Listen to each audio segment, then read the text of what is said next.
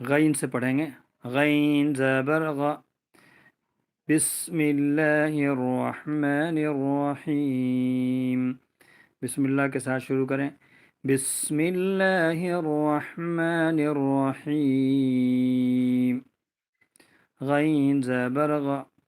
غین زیر غی، غین پیش غو، جو بالکل شروعات میں